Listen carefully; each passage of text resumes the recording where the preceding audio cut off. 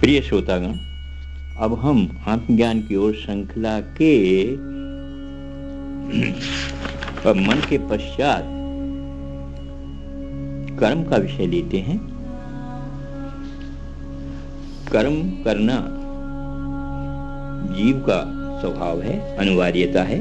बिना कर्म किए कोई जीव रह नहीं सकता। अपनी अपनी योनि के अनुसार हर जीव को कर्म करना है। कर्म के 3 प्रकार हैं: संचित कर्म, प्रारब्ध कर्म, क्रियामाण कर्म।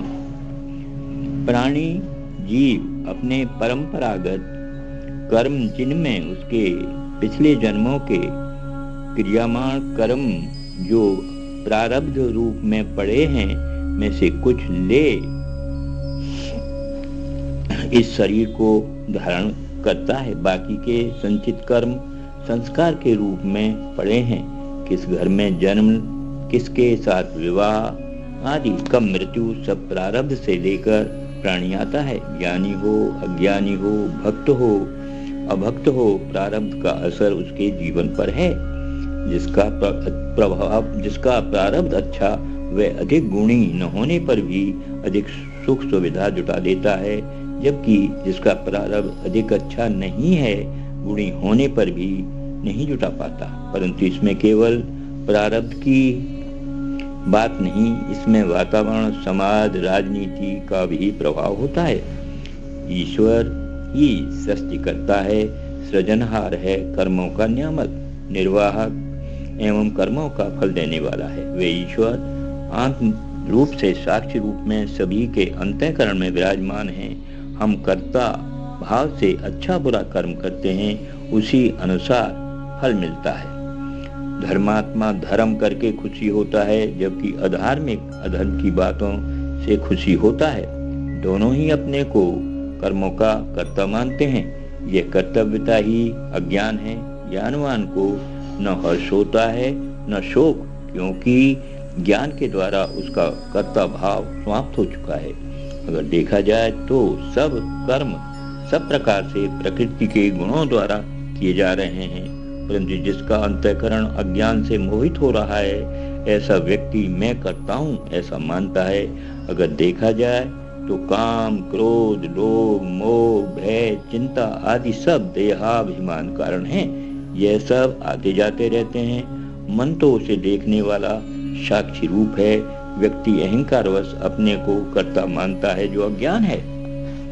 कहा गया है, जब तक जीव के ज्ञानाग्नि से सब कर्म जल नहीं जाते, तब तक जन्म मरण होता रहता है। जीव सुख दुख के थपेड़े खाता रहता है। ज्ञानी अपने को सुविधा में सुखी और असुविधा में दुखी नहीं मानता, क्योंकि वो समझता है कि प्रारब्ध शरीर का है, शरीर से गुजर रहा है। जबकि अज्ञानी दुख के दिन रोकर सुख के दिन आसक्त होकर भोगता है। जो व्यक्ति कर्म फल का आश्चर्य न लेकर कर्म योग कर्म कर, शास्त्रोयुक्त कर्म, लोकित कर्म, वह सन्यासी तथा योगी है। जिन कर्मों के करने से अंतःकरण में तृप्ति व संतोष हो, वह कर्म प्रयत्न पूर्वक करना चाहिए, और जिनके करने से अंतरात्मा धिक्कारे, गिलानी हो, घृणा हो, छोड़ना चाहिए। जीवन एक यज्ञ है। इंद्रियों के जाल में कर्म फल में लिप्त रहकर जीना ठीक नहीं। कर्म फल समर्पित करना ही यज्ञ है। सृष्टि को चलाने के लिए यज्ञ करना, लोकित कर्म, नियत कर्म का आवश्यक है। राजा जनक नियत कर्म करके ही सिद्धि प्राप्त की विधेय हुए। फलो इच्छा, ममता, आसक्ति के कारण ही कर्म बांधते हैं। वैसे कर्म अकर्म का निर्णय बड़ा कठिन है। युद्ध जैसा घोर करने पर जब अर्जुन झिझकते हैं, तो भगवान श्री कृष्ण कहते हैं कि कर्म में फल की इच्छा, ममता, स्वार्थ न होने से कर्म अकर्म हो जाता है। युद्ध करते हुए भी तुम अकर्म अवस्था मुक्ति को प्राप्त होगे। कामना, ममता, आसक्ति ही जीव के लिए अड़चन पैदा करती है। यदि शरीर की सुख सुविधा वाहवाही के लिए कर्म करोगे तो बंधन में फंसोगे। ईश्वर प्राप्ति के लिए संस्कार युक्त, धर्म युक्त कर्म करोगे तो बंधन से मुक्त होगे। निंदनीय कर्मों से बचो। कर्म करने का अपना आनंद होता है। यदि कर्म में बेईमानी, कपट, भोग संग्रह न हो, अहंकार न हो, आसक्ति न हो, कर्म का परिणाम विचार के किया जाए, केवल इंद्रियों की लोलुपता वश नहीं तो कर्म ही पूजा है। प्राणी के जीवन की महत्ता कर्म के आधार पर है। आहार लेना, नींद करना, संतान उत्पन्न करना, उनसे प्यार व उनसे अपनी क्षमता अनुसार अपने व अपनी संतान हेतु घोंसला, बिल, खो आदि ये पशु भी बनाते हैं।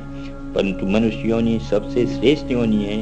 ये उसका कर्म क्षेत्र है। यहाँ वो अपने नियत संस्कार युक्त धर्मायुक्त लोकहित निष्कर्म कर परम पद को प्राप्त कर सकता है। दूसरी ओर नीच, पापाचार, जुआ, व्यभिचार, नशा आदि से जैसे दुष्कर्मों से अधोग गति को जा सकता है। श्रेष्ठ कर्म, लोकहित कर्म, धर्मयुक्त, शौर्ययुक्त व निष्कर्म करने वालों महापुरुषों के नाम इतिहास में अमर हैं।